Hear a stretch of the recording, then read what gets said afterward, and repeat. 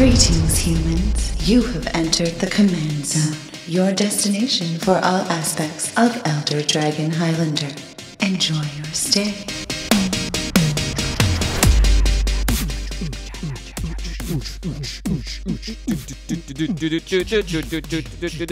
Mortal Kombat!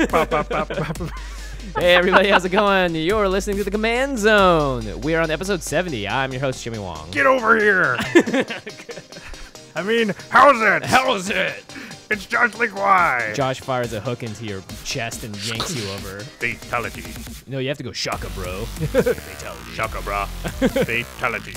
How's it going, everybody? We are going to try out a new topic today, or a new kind of topic. We are actually going to be talking about current events In the world of Magic the Gathering. And at the end step, we're going to do something that's a current-ish event not in the world of Magic the Gathering. It's just currently current. Current, yeah. In Fire all and currents. ice. Yeah. All currencies. We decided to do this after, well, it was pretty much after the announcement this week. You'll be hearing it. It'll be last week by the time you hear this, of Mark Rosewater on this Tumblr talking about Battle for ZENDIKAR. And it got everyone in a tizzy, and we were like, you know what, we could spend a little time discussing this stuff. There was just so much that happened this week, because not only that, there's the Commander 2015 stuff. Yeah. There's been some other things recently that didn't happen last week, but have happened in the last couple of weeks. And it's a fun opportunity for us to talk about some stuff. Some of it's Commander EDH related, but not all of it will be. Mm-hmm. It's all Magic related, yes, though, for which sure. is, I think, is really pertinent. And it's all about the community, too, as well, because that's the reason that these topics are debated and talked about, is because everyone is very passionate about the game. So I think it's pretty important to keep up with what's current. Even if you're a casual Magic the Gathering player, it's nice. It's cool to hear this stuff. It's cool to just sort of, I don't know, have an opinion, I guess. But don't have too many opinions, guys. Well, it's a game we're passionate about. We spend a lot of time. We spend a lot of money, so of course we're going to be thinking about it when we're not playing it. And this is just some fun things to talk about and discuss. So yeah, it's true.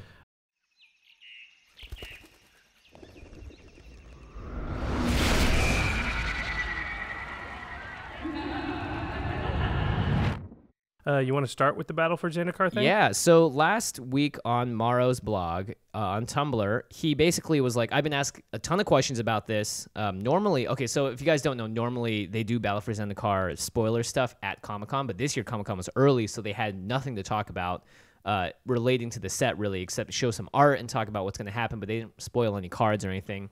Specifically, people are wondering about full art lands and whether or not they're going to be the fetch lands again. The ZENDIKAR fetches. The ZENDIKAR fetches, like Scalding Tarn. Yeah. I don't know what the other ones are, actually, because I don't own any. Yeah, I have a couple, but whatever. They're really expensive right now, too. And yeah, they just shot back up in price. Yeah, they were expensive before, and then once this announcement got made, because spoiler alerts, the ZENDIKAR fetches are not going to be in Battle for ZENDIKAR, is one of the things that Maro put in his blog. So then those prices have shot up. Yeah, and fetch lands, for those that don't know, they just got there's two cycles of fetch lands. There's allied colored fetch lands, so the colors that are next to each other, blue and white, green and red. And there's also enemy colored fetch lands, which are the ones that we talk about, that aren't green and like blue and red. Allies, yeah. If you listen to our Color White and World black, all that series, stuff. yeah. So they reprinted those last year in Khans of Tarkir, and now they're like $10 to $15. allied colors Yeah, ones, because those were $40, $50, and it Polluted Delta was like $50. It was crazy. Yeah. It made entry into Modern much more accessible for a lot of people, and people were like, oh my gosh, they're going to do it again in ZENDIKAR. That's when the original fetches were printed for the enemy-colored pairs, and they weren't. Yeah, I mean, they're saying they're not going to be. I mean, they're not going to be. Yeah. He's not head faking anybody here. There's going to be a new cycle of rare lands, but people got very upset. Ton of salt. And the fetch lands, if you guys don't know what they do, they grab a plains or a swamp, so you can get an original dual land, or you can get a shock land, or just a regular plains or swamp. They notably don't say basic forest, basic plains. So like Polluted Delta would say, tap it, sacrifice it, pay 1 life, go find a swamp or an island. Not basic swamp or basic island. So that's when you say fetch lands, because like Evolving Wilds, Terramorphic Expanse, those are also fetch lands, but that's not what people mean when they say fetch lands. Yeah. They mean these fetch lands that nothing comes into play tapped, and they let you go find non-basics of those land types. So Yeah, it's notably a big thing the in shock lands in Modern are what they get. Yeah, it's a very big thing in Modern. The lands are sort of one of the barriers to entry as far as price for playing in Modern, because there's a lot of decks where you need quite a few of these fetch lands just to make the deck work. And so if you need 6 to 8, you're looking at an additional $400. And now when some of these lands have recently gone up to like $80, now you're looking at maybe $600-700 more you need to build that deck. Yeah, so which is pretty intense. That's what's got a lot of people upset, is just they didn't reprint them. They just did the Modern Masters 2015 product, which pushed a lot of people into like investing and getting ready to play Modern, and then they sort of put this roadblock up, quote unquote. I mean, this is what people are saying, where it's hard to get certain lands for certain decks. Yeah, and the expectation level, I think, was really high coming into this set, both because they were printed here originally and because we got the other ones last year. So people were like, oh my gosh, if they're not going to print it, then what are they doing? And I think it was just exacerbated by the fact that now it costs $80 to buy a Scalding Tarn. And they're saying it's probably going to keep going up, you know, because when's the next time they really could print them? And it's unlikely to be in that block. Yeah. It'll probably be in the block after. If it comes, if it comes standard. then. I mean, there's a lot of things to think about here. One is that the clock by which Wizards works under, they're working 2 years out. Mm-hmm. So they don't always see the prices and what's going to happen. Like they're predicting, right? And that's not necessarily their main concern either. They're trying to make a healthy standard format. They can't even acknowledge the secondary market. Now, I guarantee they know about it and they do pay attention to it. And we've got indications that they'll reprint certain things to try and bring the prices down because they want people to be able to play the game. And when their game's too expensive, it really does turn people off from playing it. So they do have to worry about it, even though they can't talk about it. But they're looking so far in the future. Like right now, they're locking in place cards that are going to be released in 2 years. Yeah. There's really, like, if you were asked to do that, would you be able to tell me, like, every single card that and what price points it's going to be at in 2 years? You can't, because you don't even know what decks are going to be good then. So it's really hard to tell which cards you're going to have to reprint, you know, that far out. So I think a lot of salt directed at WotC is a little bit misplaced. I mean, they could do a better job at this in some parts. It's just really hard to do. Yeah, and I think people are also upset because there's not much communication because they can't acknowledge the third market. Yeah, they can't acknowledge the secondary market. Yeah. The third market is, I don't even know what that is. They can't do it because it puts them in a really weird position where they're sort of printing money. I mean, they've always been doing that, Josh. Yeah, but it's artificial supply and demand is what they've created here. And so it's just gets really hairy legally. If they start acknowledging the secondary market, it gets pretty tough. Yeah, it is really tough just because people want certain things. I mean, do you remember the video last year of the PAX announcement when they announced Fetch Lands? People were going like crazy. It was like the new year. It was as though like a heavenly ray shone through the building and everyone suddenly met their maker and was overjoyed by it. It was amazing how huge the reaction was. And I can see how the opposite of that has led to so many people crying out that now Modern is so inaccessible, especially after Modern Masters coming out. But I will say this, Alex Kessler at the Masters of Modern podcast, he was tweeting out a lot of stuff about this because they talk about Modern. And he tweeted out a list of decks that work without the ZENDIKAR fetches, Tarmogoyf, Snapcaster Mage, or Lilian of the Veil. And there's like 12 decks that work. There's a lot. You can definitely play Modern. You don't have to have those cards. And you can play it and slowly sort of trade and invest into the cards that you want. The sky's not falling. It's not the end of the world. Yeah. Hopefully these will get a reprint. I mean, from a business standpoint, one of the things I said was I don't think it made a lot of sense for them to print the fetches right here. They just did that for cons. So if they hold it off for one more set, then they're guaranteed to make that set sell really well. And the fall set traditionally doesn't have a problem. Yeah, it's the best-selling set usually, right? Yeah, every year. So they would want to put those fetch lands into a set that maybe normally doesn't sell as much because that's just good business. And we can get all mad and yell at Wizards about some of the stuff they're doing, but actually we want them as a business to thrive because if they're not, then they can't keep making the game. Yeah, and if they were just like, we're going to reprint all the things all the time, guess what? Your investments, the other cards that you like so much, are all going to go down in price. So it has to be this weird kind of balance. Also, I don't think they want 10 fetches in Standard at the same time. Oh, that's a really good point. Especially with Delve as a mechanic, I think it starts overpowering that. I also just think the time it takes for a match to happen. You're going to shuffle every single turn. It'll just be annoying to watch. Yeah. Not a fun gameplay Also, experience. it screws up the color balance because now you can just play 5-color like the whole time if you want to, I think. Yeah, that's actually really true. I mean, I just think there's a million reasons why. I mean, you and I actually never thought that there was going to be fetch lands in Battle for Zendikar. No. I remember having these conversations with people, and they're like, "Yeah, enemy fetches have to be reprinted." And I'm like, year. I don't see it. I just don't see how they can do it. Yeah, and they have full art lands, so people are going to buy the packs and stuff because that's an extra incentive. In a couple of years, each of those lands will be at least $1, and the foil versions will at least be 10 to 15. That's another really good point from the business angle. Is like you don't need Zendikar fetches and full art lands in the same set because any one of those is going to sell the whole set. So you don't want to overload it to the point, like you can save the other thing. Like if you did Zendikar fetches here and didn't do full arts, that'd be fine because then you can use the full arts in another set to sell that set. Yeah. So just from a business perspective, I mean, this is just how things have to happen. It does sort of stink on one end, but it's understandable. Yeah, if you're investing into Modern, now is not the best time. It hasn't been the best time. Modern season started already. The prices have already shot up. So getting into the format, you may be a little too late on that front. Fortunately for us EDH players, we don't care. We don't care. This is actually fine for us. The fetches, I don't know about you guys, but I wasn't necessarily missing them. I have, like I said, I think I have 2, and it's like they're in the decks, and I wasn't going to go buy any because they're not good enough to go buy at that price. Yeah, they don't make just it put big a Guildgate in. Yeah, for like worst. 1/100th of a price, and it's actually 80% as good.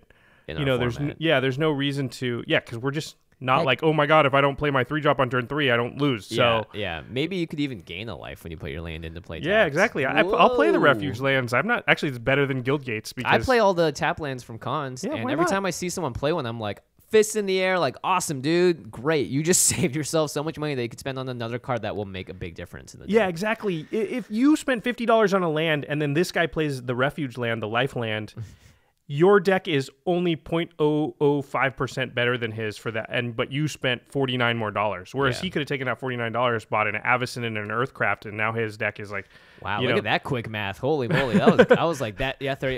That's about it.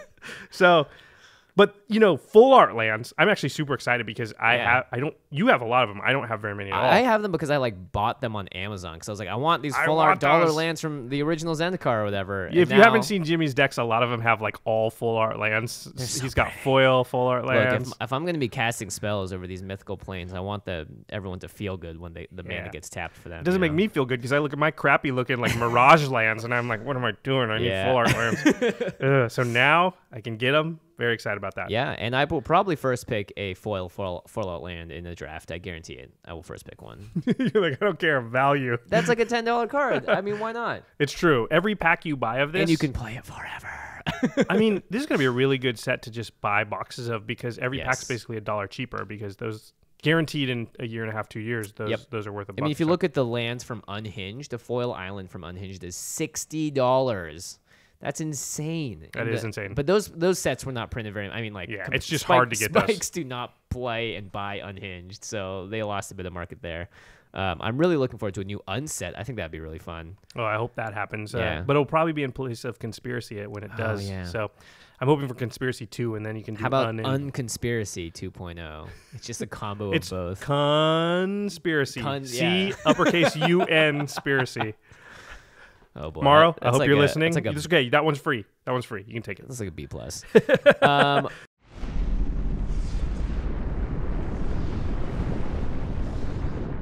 Other exciting news, Commander 2015 info has just started to come out. And again, this is something that they usually talk about at Comic-Con, which would have happened, I guess, like last week normally. Normally, at the end of July. And so they've started to release some information about this, which is exciting. I'm excited. Yeah, it's pretty exciting, although I'm a little disappointed because it's not 4-color commanders, which I was hoping, but I didn't actually think would happen. So there's no Nephilim for you, right? Those are the only 4-color cards right now. Yeah, and they're not even legendary. So it's true. Although some people have been talking about playing those as legendary cards for your commander, and we'll have a whole episode on house rules and stuff, especially because we just talked about Unhinged and stuff as well. Cheaty Face occasionally comes into play under my control. But yeah, the MSRP is going to be $35. It's sweet. It's going to be the 3rd Commander product printed by Wizards? 4th, I think. 4th? 3rd or 4th? 4th, correct. 4th, yeah. Yeah, because there's been 2, 3, 4. Yeah. Last year was This will be the 4th. It comes out November 13th. Have you noticed that they've gone 1 color, then 2 colors? So maybe 3 colors and 4 colors. Does that mean I have to wait till like 2017? Yep. And then they do a 5-color set. They just skip 4, go straight to 5. Oh man, that would be so. 5 would be weird. They do 5-color commanders. Like it would be hard. All the decks would sort of feel the same. They would all feel the same, yeah. So the enemy colors are going to be represented in this commander set. We're going to have 5 different decks. I'm assuming one of them is going to be white red, white black, blue red, blue green, green black. Good job. Yeah, thank God someone wrote that down in the outline, Josh. I was worried. I saw you, and I was like, "What's you?" Oh, it's blue. Woo! Dodge the bullet. There's going to be 55 new cards. Hopefully, we get a total spoil one. Yeah, I hope we get to spoil one. Each of the decks will have 15 cards, which, if you're doing math, that's 75 cards, which means that there will be overlap. So some of the decks will have the same new cards. We know this is a place where they've liked to seed. They've seeded some cards like Containment Priest. Yeah, that's where they put. What was the one where the blue card that you name a player and it's got protection from that player? Oh, True Name Nemesis. True Name Nemesis. Like they have put some legacy stuff in there. They've played around with that. They'll definitely play around here. A lot of your Commander stable cards like Chaos Warp are cards that were made specifically for Commander, which is I think great. Yeah. So 55 new cards. Well, obviously some of those are going to be. Some of them will be lands. Like there's a land that gets rid of Shroud and Hexproof that was printed in a lot of the decks last year. That land's great. Arcane Lighthouse, I believe. Yep. Yeah, 55 new cards, and they're also going to be. You'll be able to draft a lot of the legendary creatures from the set on Moto. They have like a legendary cube that they have coming out. Oh yeah, that's an interesting thing they're doing. Because usually they which sell is a cube Commander that's all legendary cards, right? Yeah, yeah. I think they'll probably have. Or all the creatures are legendary, or something. Legendary sorcery. They have. Don't they have? Oh no. Are they epic spells? Those are the legendary sorceries, so. I guess. Well, usually they sell the Commander products on the store at Wizards, but because you know exactly what's in them, they, I guess, have miserable sales of them. So I think what they're doing is we'll have cool legendary creatures in all of these color pairings, and then we're going to be able to have them draftable. So that's how you can buy on a Moto. booster pack on Moto. Yeah, that's cool. Well, let's talk about, speaking of legendary creatures, that's one of the biggest things when Commander product comes out is we get a whole bunch of new creatures that can be commanders. And this year, they very slyly, they purposely put in this like wording into the description. Do you want to read it? Yeah, it says, experience counters will make your commanders grow in power during the course of each game. Experience counters on your commanders. This got the minds a rolling. Yeah, this is really cool. So Wizards in the past has played with, so they didn't invent the format, if you guys don't know. Sheldon Menery, a judge, and a bunch of his judge friends came up with it because it was a way to pass time at tournaments. And Wizards, after taking it under their control, in terms of printing a set every year, has invented and created new mechanics for the game. So Daravi and Aloro are both creatures that have text that say from like the command zone specifically. Yeah, our podcast name. So it looks like they're adding something else here. And Prosh is another one that talks about he scales with how many times you've played Commander tax, basically. So they have played around this idea of Commander cards working differently when you're actually playing Commander with them. Which is pretty sweet. And it looks like this has to do something with that. Well, yeah. Is it going to be some combination of like the level up cards from like Rise of the Eldrazi and that time period where level up commanders? Oh my god! I mean, it says experience counters make your commanders grow in power. Is it like each time it goes to the command zone, put a level up counter? Does the counter stay when it's? I'm sure whatever it is, it has to be a way that you can't abuse it freely, because then Wizards would clearly not design something like if it was like every time it. I don't know. I'm trying to think of a way like that you could abuse it going to the command zone and back to like rack up the counters. I'm sure doubling season affects this as well to double those up. Yeah, I wonder if they'll put in some wording that like stops doubling season somehow, or make the green one slightly less powerful because of doubling season. They clearly know doubling season exists and is a problem. Yeah.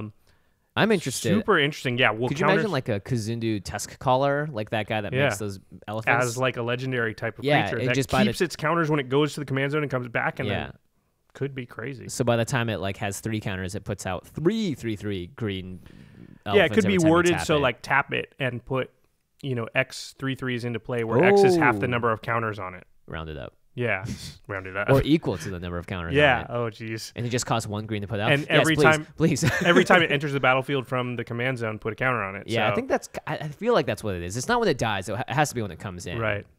Just because it's like, I've buffed up a little bit. It's sweet. It's brand new design space. They always talk about design space closing in over time. Like eventually we're going to have designed everything for Magic, right? Right. So Commander is actually expanding it in a really interesting way because we have this idea of a recurring card that you can always play, which and has there's never a whole existed zone otherwise. they can play with that they couldn't play with before. There was, again, people are interesting online on the Reddits, on Twitter, and there was a lot of skepticism about this. I would say, and I've always said this, which is that Magic is a game that requires the developers and the designers to push the envelope constantly. They have to. They don't have the same ability that video games have to sort of keep current. They can't patch their game. Right. They can't fine-tune, tweak it in the same way. So if they're not constantly looking for new horizons and pushing over, this hill to look and see what's over there and trying stuff that may not work, if they're scared to have cards get banned because they're too powerful, then they're never going to be pushing up against that wall that we need them to push up against, which is where the most interesting stuff happens. Yeah. And if they didn't do that, we wouldn't have just cooler games. I don't know. I feel like cards like Chaos Warp are ultimately really good for the game because it's like, look, if you're playing a mono red deck and you can't afford Karn Liberated, then Chaos Warp is a great option for you. It's, I guess, kind of breaks the color wheel or whatever. But at the same time, Commander is the format that needs to have a little bit of flashiness to it with some crazy stuff. Because if Commander doesn't have that, then it kind of loses the shine of the idea of you get to build cool decks doing cool, crazy things. Right. Stuff that nobody ever thought of. Yeah. Just stuff that's not possible in other formats. So this is the Dreamers format for sure. I'm really excited about that last part. I was a little disappointed about the enemy pairings because I'm excited for their legendary commanders too, because we had some there's some amazing ones from the last monocolored set. Yeah, there's some really good ones, but monocolor's just so I don't want to play monocolor. I did make a Titania deck, right? But in general, that's a turnoff for me. Dual color, I'm not super stoked about. If it was 3 color, I'd be way more excited. But this does make me excited again because the commanders sound like they'll be so super interesting. I'm so ready for there to be a really good Boros commander in this set. That's kind of my hope. Come on. Put some card draw or mana ramp on it. That breaks the color pie. I know, but that's the reason that white red's just put so Mentor tough. on a Meek. Mentor of the Meek on a stick. There you go. I'll take that. There you go. Yeah. Just give me something that allows me to do something other than just pure aggro. Yeah. Yeah. Well, the nice thing is I usually build 3-color decks or 5-color decks, so it will be interesting to see if I am inspired to make anything that's 2-colored, because I think it does make you have to think differently as a deck builder. And For sure. I'm sure we'll each make one at least because it's just gonna be new stuff. It's gonna. I had be a fun. quest to make a monocolor deck of every color after last year, and I made one. After my mono red deck I already had, but I have no such quest.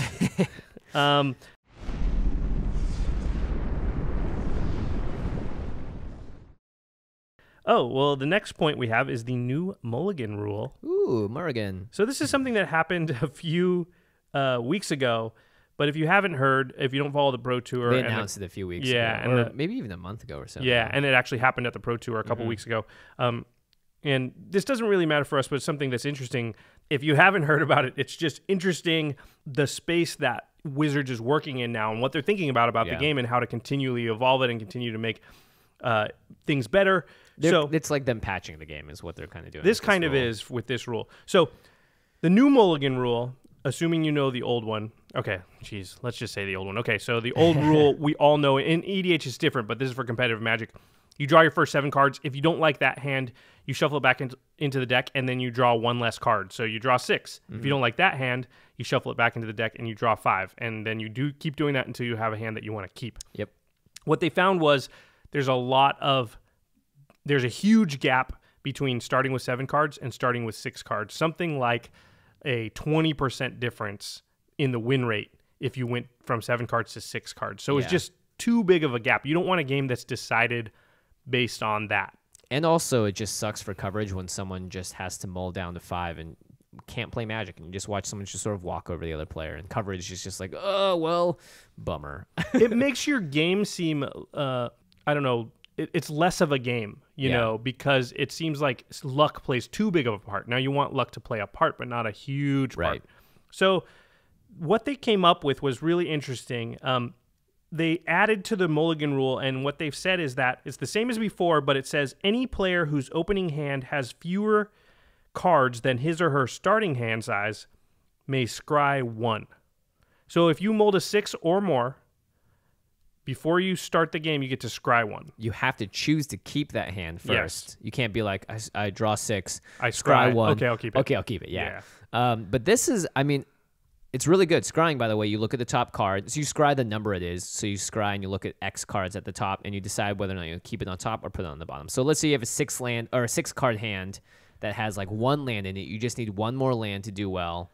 And it's a sketchy keep. Normally you would mulligan it away, but with the scry, you get a much better chance of drawing that land by looking at the top card. And if it's not a land, you immediately put it on the bottom. If it is a land, then you go, woohoo, I did it. Right. You usually see people do this when they mull down to 6 anyway. They'll just flip. If they don't like it, they'll just flip and look at the top card and be like, what would it have been? What would it have been, yeah. Yeah, so I think this actually is a very good improvement to the current rules. Although there's been a little bit of an outcry for constructed compared to limited. Yeah, there's been a little bit of dissent among the pros. Almost all of them liked it in limited. Some of them didn't like it in constructed, and that's because in constructed you build your deck in such a way that certain decks, like combo decks, or certain decks that need like specific cards, they will benefit more from the scry thing than other decks because they're not just looking for land or not. They're also looking for Jeskai Ascendancy or not. Or if you're a burn deck, is it you know you don't want a land. You don't want the land, yeah. So it's or the new Thopters deck, you want Soul Artifact and all that kind of stuff. You can literally just search for it. It lets you look at 2 more cards rather than 1. Yeah. It's interesting because we don't do anything of this sort in EDH. I mean, we are probably the most relaxed about drawing an opening 7 in our play group than anything else. And everyone does it differently, but we say, like, draw a full 7. You can take as many cards out of that and then draw those amount of cards back up to 7. If you don't like that, mull a whole hand, draw to 6. Yeah. And then do it again and draw back up to 6. It's just like, we just want you to have a good starting hand. And also for us, it doesn't matter as much because you have more turns to draw into your wins. And with 40 life, unless someone's really going ham, you can usually weather the storm and sort of stabilize at a good point. You know, we haven't planned to do this, but it is interesting because we have been asked on a number of occasions about mulligans, and people want us to do a show about mulligans. And unfortunately, I just don't think it's a full enough topic to do an entire show on. So maybe we can touch on it here. We mulligan that idea, unfortunately. Yeah. But it is an interesting thing, and it seems to be something that crops up in playgroups is how they mulligan. Yeah. And so what Jimmy just described is called partial Paris. Partial Paris? Paris or parish? I honestly don't know. I heard it was Paris. Because it has something to do with maybe the French Commander rules or the Paris Mulligan, I believe is there what it you is. go. Yeah. So that's called partial Paris. It's when you take your starting hands and then you selectively mulligan a few of them but keep others. It's similar to Hearthstone and how they handle mulligans. I know some people don't like this because they're worried that other players will just search for a soul ring or you know, and sometimes you draw a hand with a soul ring and just ditch 6 cards and keep the soul ring. Yeah, which is, again, I think that's okay. It's an interesting thing. You have to feel it out in your play group because I've definitely been in play groups for not necessarily Magic, but for other games where, there is like one person and you like that person, but they are a little sketchy with how they'll deal with the rules. And it can get a little bit annoying. And at some point, dangerous, I understand. Actually, if you let them really sculpt their opening hand in a way that's like, you just did like 4 full mulls to 7 and then... Yeah, exactly. And here's the thing I would say in that circumstance is that person is always going to look for those little places where they can do it. So if you change your mulligan rules to a certain point, you're still going to have to keep an eye on them. It's best to just have a conversation at some point. Just be like, dude. Or dudette. Dudette, why are you trying so hard to, scam everything a little bit? Stop. Yeah. Stop scamming everything. You think we don't know, we notice. Yeah. Yeah. So I think that's probably a better tack to take. And really, I mean, I don't know how we do an entire episode about mulligans. I guess mulligan decisions. Yeah, what kinds of hands to keep, but it's always so so deck situational. Dependent. Yeah. Yeah, I here's what I want in my opening hands to decide about mulligans. I want mana, usually 3, 2's okay. Two's okay with some kind of ramp. If I have some kind of ramp. I usually want 3 because being mana screwed just is so bad in EDH. Yeah. And then I want card draw. Want something that's going to draw me some cards.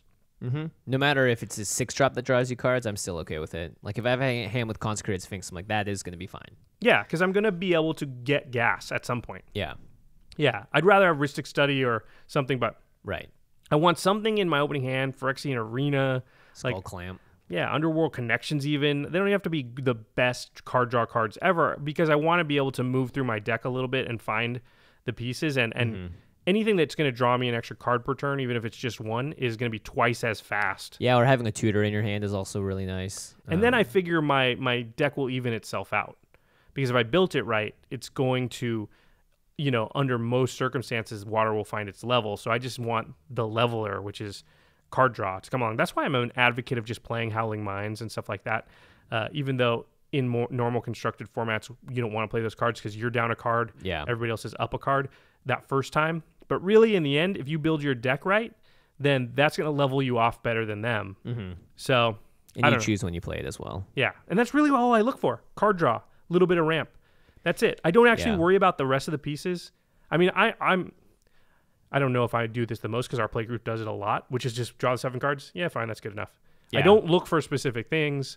I'm not trying to like, oh man, I'm going to be able to play this on turn 4 and hose everybody. That's just not, I don't know. That's just not usually how I think about it. Yeah, if it's in the hand and it's there. I mean, I won't keep a hand if it's like 3 lands and then 4 9-drops. Right. I'll mulligan away that maybe. But you'll partial. I'll partial all but one of the 9-drops. Just like, I like this one the most. It's usually Insurrection or whatever. And then I draw an extra 3. And if I'm just, it's like, honestly, if those are all still like 7 8-drops, I'll be like, man, whatever, fine.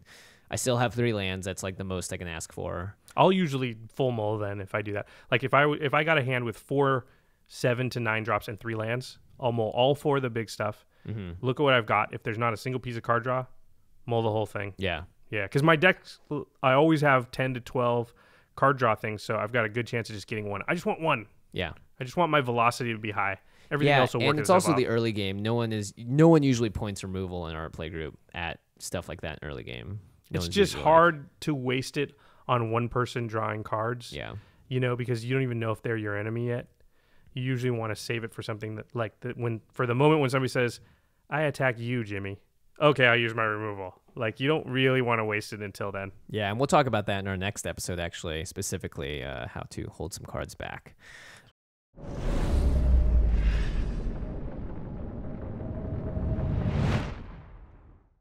Another thing I wanted to mention on the current topics is if you guys use Twitch at all, you should. Twitch is great. Tons of really cool stuff on Twitch.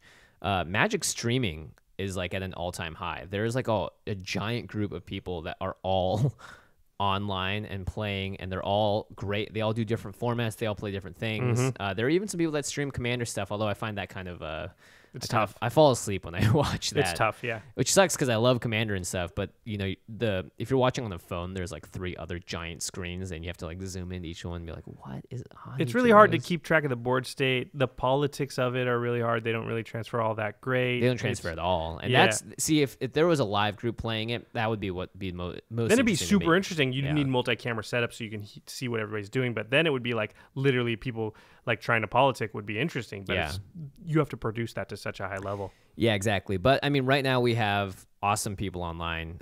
Wedge from the Mana Source has just started to stream. There's Kenji Egashira. There's MTG Doc, Paul Cheon, Gabby Sparts, Ashlam Rose. Marshall Sutcliffe will sometimes just pop on the stream at like 3 a.m. It's super late every time he does it. The guy is like a big time night owl. He sits there, he's like leaning back in his chair using his professional microphone, so it sounds great.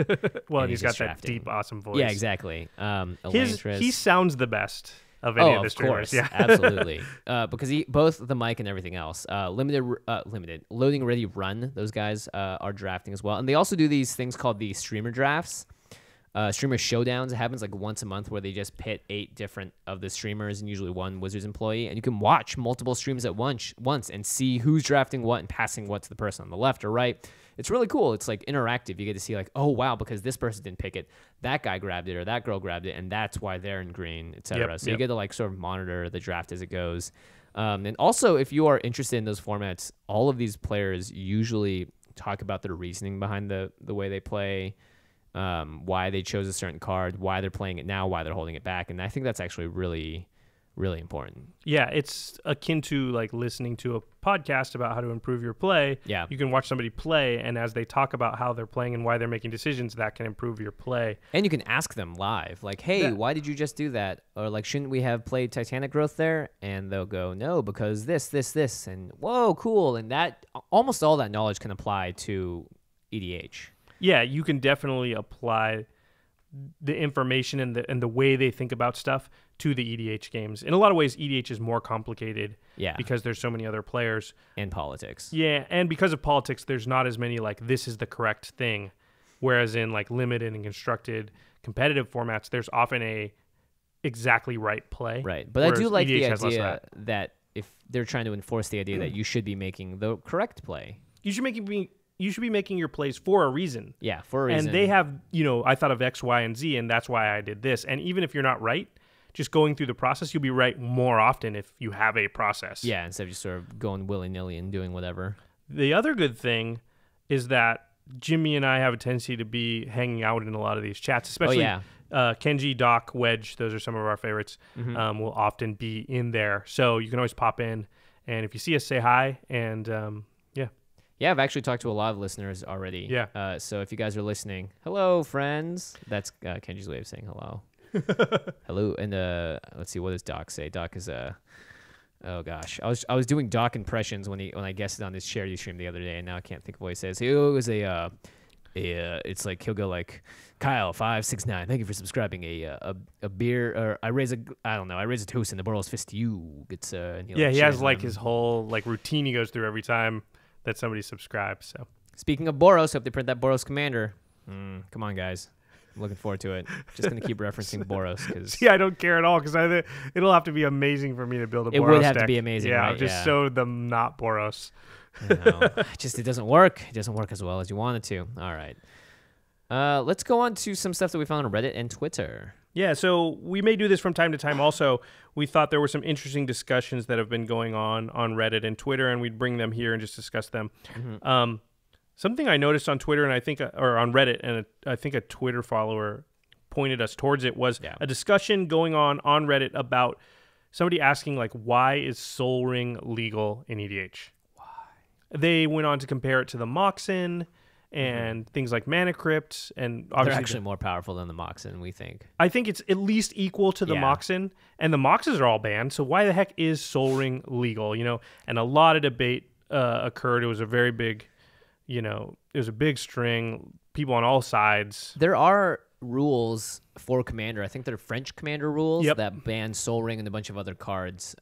Dual Commander, basally one-on-one. Dual Commander, yeah. I would agree with that. I think it is very powerful for 1v1, because if you just draw Sol Ring and your opponent doesn't, and you're playing 1v1, you're in a pretty good chance. You're going to win that a huge percentage higher of the time, because that one card puts you 2 turns ahead. Yeah, you can play all number of things that can keep accelerating you, as is typical in the Commander game, whereas your opponent's always going to be just a step behind, and you can always be on the beatdown. Yeah, it's very difficult to catch up if somebody turn 1 Sol Ring in a 1v1 match. However, we play a multiplayer format, so that does dilute the power level of Sol Ring, because if you're 2 turns ahead of everybody, that means if they all team up on you, they're equivalent or slightly greater, depending on how many players there are. Yeah, and there's a lot more ways to equalize. There's a lot more just mass artifact hate, enchantment hate, and stuff that will get rid of the things that's putting you so far ahead. And whenever you paint a target on yourself, unless you are like set up so perfectly to fend off 3 different people at the same time, it's going to be hard to leverage a Sol Ring into an unbeatable position that is suppressive and oppressive for the rest of the playgroup, I think. It is very powerful. If you turn run Sol Ring, you're in a very strong position. Yeah. You have a better chance to win that game than anybody at that moment. That doesn't mean your chance to win the game is now 80%, even though you're against 3 other players. I'm actually more of a proponent of not a turn 1 Sol Ring if you can't use it to its max. If you can't use it on turn 2, I wouldn't do it, because it just paints a target for no reason. But if you have a 4-drop or a 3-drop, then you play it, because that allows you to do those things on turn 2. I really think this is a different issue, though, because to me, Sol Ring could be banned. You could totally ban it for this like Mana Crypt, right? Yeah, and I think the case for Mana Crypt being banned is actually pretty good. And if I was on the rules committee, I think I would ban Mana Crypt, where I wouldn't ban Sol Ring. The couple reasons I have: one is we've talked to Sheldon; he's been on our show. One of the things he said and really resonated with me was the ban list. If it gets too large, the format is really in danger. Yeah, it'll collapse on itself, kind of. Yeah, because if it ever gets to a point where a new player just can't really keep the entire ban list in their head at all times, then it's too confusing, and the whole format can possibly die because of it. Because the ban list itself is oppressive, because you have to remember like so many cards that you're not allowed to play. So there is a need to keep the ban list small. So basically, unless you absolutely have to, you should not ban a card, because you really need to keep that ban list as small as possible. So that's point number one. Point number two is Sol Ring is playable in every deck. So it's not like it costs 1 green. Right. It's not like Primeval Titan, where it's like, I'm the best Titan and only green gets me. Exactly. So then if you're a really, really, really good card, it's forcing people to play a certain color. Sol Ring's not doing that. So every deck can just put it in there. It's not on the reserve list. They can reprint it. As a result, they have, and it's not very expensive, so everybody can attain it. And I think that's actually the reason the Moxes are banned, because they're similar in power level to Sol Ring. Also, there's 5 of them, so in a 5-color deck, they'd be broken. But the main issue, I believe, is that they're just so few of them in existence. Yeah, it's like $1,000 each for one, 800 to 1,000. Exactly. So if somebody has them and you don't, it feels horrible, because you can just never get that card. It's not like a $50 card where you're like, wow, that's a sweet card. I could trade a bunch of stuff and maybe get one. Yeah, imagine if a player had 3 Sol Rings in their deck as opposed to 1. Yeah. That would be really poopy. And the other 2, literally, you can't get them in your deck also unless you give $2,000. Yeah. But what I think that would actually lead to is proxies. So because they would and be... that kills the format, I think, too, just as quickly as a big ban list. Well, if you have staple cards that have to be in every deck because they're that powerful, they're Sol Ring level powerful cards, and everyone's proxying them, what happens? What's the domino effect of that? I believe the domino effect of that is you have a format that's now based on proxies, and Wizards can't promote that. They can't. They're not going to give you product support. They're not going to release Commander 2015 product for a format that's built on the back of proxying, because that's not something they can encourage ever. Yeah, they can't. I mean, that's just bad for their business. So there's a big snowball effect that sort of occurs there. I believe Sol Ring is, yes, there are issues with it. It's fine, though. It evens out over time. It feels bad in certain instances where somebody gets it out turn 1 and does broken things fast, and you'd feel like you can't do anything. We just have to give that. We have to be willing to say, well, that's an anomaly. Most of the time, it's fine. But Mana Crypt, I do believe, is starting to fall under, because the price is getting so high, and the power level's right there. It costs 0 mana is the big one, and the life loss from it is negligible. I actually believe the price tag on it is what does it. Yeah. If it was a $2 card that did the same thing, at least everybody can have it in their deck. God, I wish it was. You have one. I don't. I do have one. Yeah. I manned up and bought a Portuguese one because it was cheaper. That's a really good tip. Go buy the foreign one, not the expensive foils. There's certain languages that are more expensive than English, but there are other ones that are less expensive. Yeah, exactly. Like Italian. Yeah, I want them to do more book promos. Come on, guys, print a book and give me a Mana Crypt in it. That would have been a pretty sweet book to buy if you were a kid. I would have bought so many if I knew. If only I knew. If only I knew, I would have a stack of those books somewhere. Yeah, exactly. Well, they'll just go into the same pile as all my Goosebumps books. Also, people are like, so if the Zendikar fetch lands aren't going to be in Battle for Zendikar, where are they going to be? Could they possibly be in Commander 2015? This is a big thing that I am surprised by, and Wedge from the Mana Source is even predicting that they're going to be in the Commander 2015 product. He came out and said, and there's a lot of argument. Can you imagine a modern player being like, I have to buy that now to get my fetch land? Well, I don't think a modern player would have to. They would be like, oh, I have to trade with a Commander player for that stuff. Yeah, and the price will go down as soon as it's printed. If they print it in Commander. It feels unlikely to me. If I were a betting man, and I am, well documented, I am a betting man, I would say probably not. It just doesn't feel like a great place for them to do it. Those cards are worthy of selling an entire set. Commander product is not on the level of a Khans of Tarkir release, a Theros release, a Return to Ravnica release. That's what we're talking about here. So Commander 2015 is supplementary. Yeah. It supplements the main selling force, which is Wizards wants to sell cards into Standard. Yeah. And also, Commander players will not be as excited about those fetch lands. Yeah, exactly. So it's not going to help you sell the product to the demographic that it's for. So, but then there's the counter argument, which is like, but then all of a sudden you're going to sell that product to a bunch of people that normally wouldn't buy it. So there is upside. Listen, it could happen. I put the percentage chance as very low, though, of it being in the Commander 2015 product. Yeah, and if you're a Commander player, just don't worry about it. The other fetch lands that are way cheaper, if you really need to fetch, can do the job. Terramorphic Expanse is fine for us. Evolving Wilds is fine for us. You don't even need the fancy fetches. I mean, they're great. Don't get me wrong. If you have them and they're from cons and they're cheap now, you should get them. But we don't need Scalding Tarn and such. Nope. Not necessary. Don't even need it. Don't want it. Get it away from me. It burns. Get it away. You don't want it? Well, okay, I want it. I mean, like, if somebody was like, hey, you want the Scalding Tarn, Jimmy? I'd be like, get that away from me. Get that away from me. Well, actually, speaking of uselessness and just wasting a card, Alex Kessler was down a fork in real life, so he used an actual fork to eat his food. A fork card. The card fork. Kessler, come on, man. That card's great. Josh has killed me like 3 to 4 times with fork. Guaranteed. Did he actually, was that actually a picture he actually took, or did he find it somewhere? I think it was. I mean, I don't know. It says, Kess Wiley got hungry but couldn't find a fork. Hashtag hangry. Hashtag Indian food. Hashtag puns. And it's just this fork. Fork the card. The card, yeah. The one that doubles any spell, instant or sorcery for 2 red.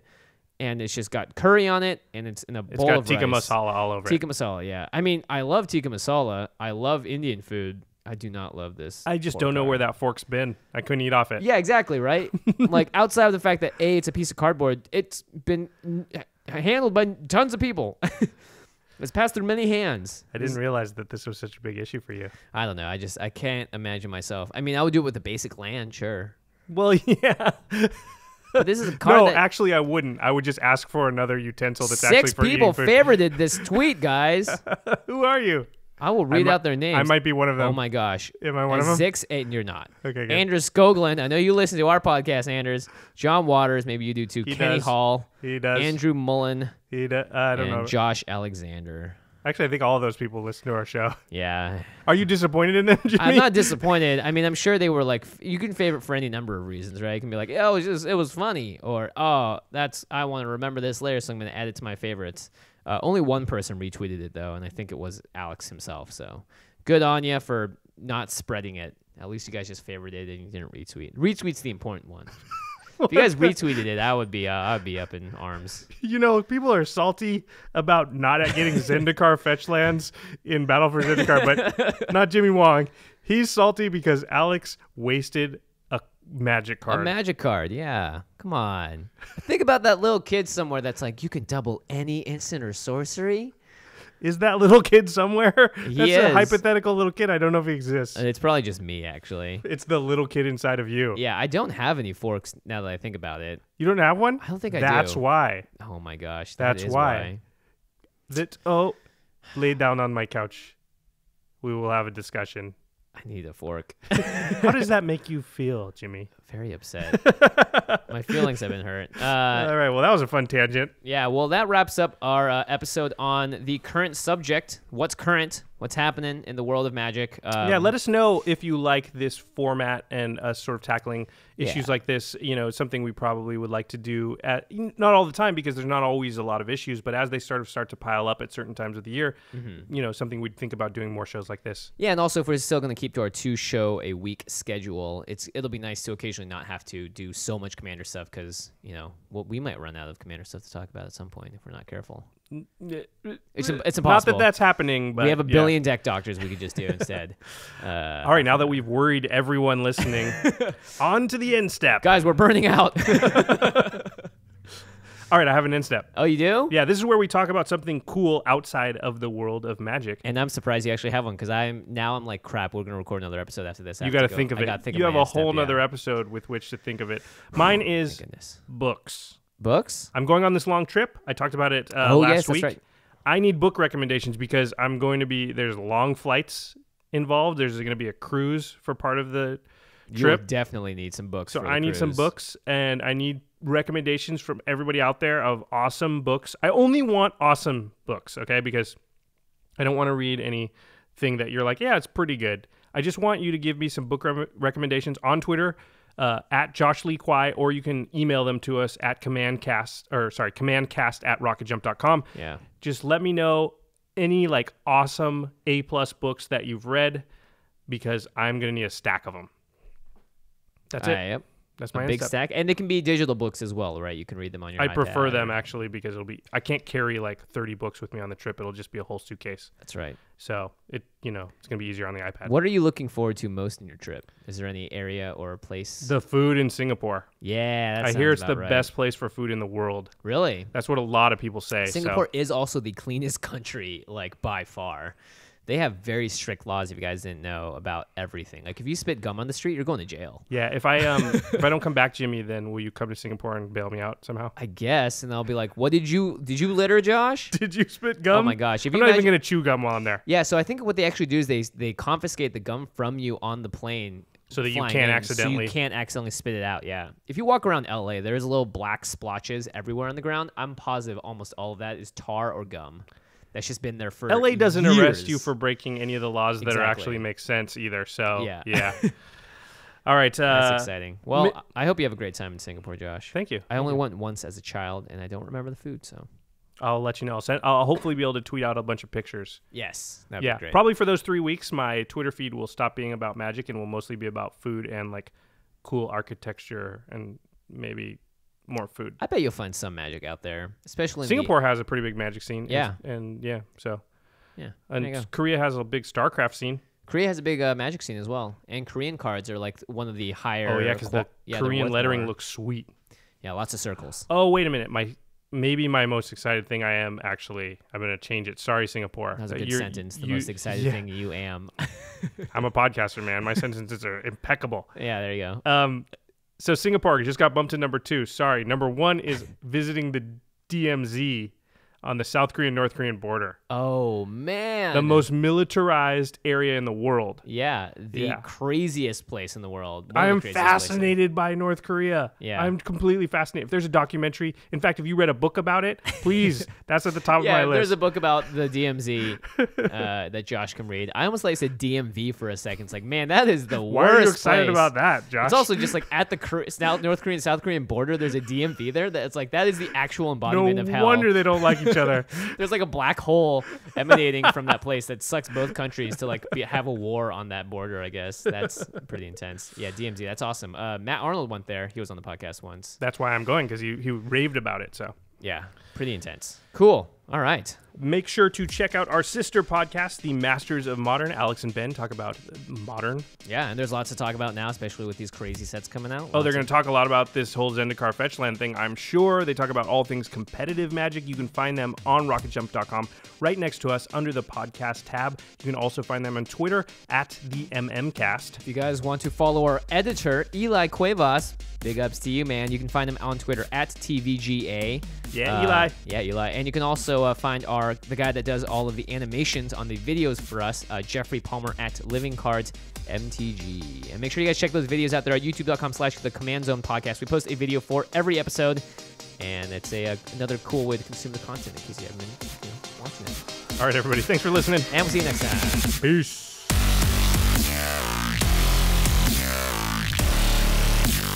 Thank you for your attention. For further inquiries, send an email to commandcast@rocketjump.com or ask us on Twitter at JFWong and at Josh Lee Kwai. See you later, alligator. Greetings, humans.